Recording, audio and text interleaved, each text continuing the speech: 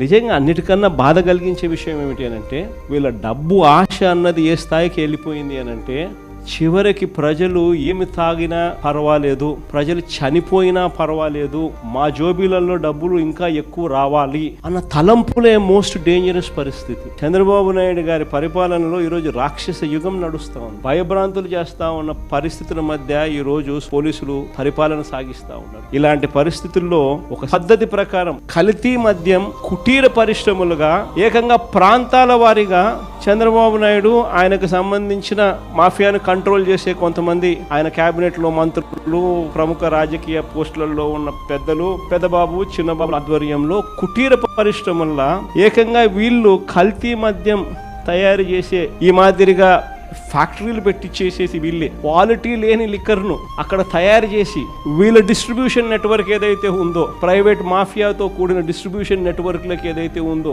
ఆ షాపుల్లోకి, ఆ బెల్ట్ షాపుల్లోకి నేరుగా ఈ మందును పంపిస్తా ఉన్నారు. ఆశ్చర్యం కలిగించే విషయం ఏంటంటే, ప్రతి 4-5 బాటిళ్లలో ఒక బాటిల్ కల్తీ బాటిల్ తాగి మనుషులు చనిపోతా ఉన్న పరిస్థితులు.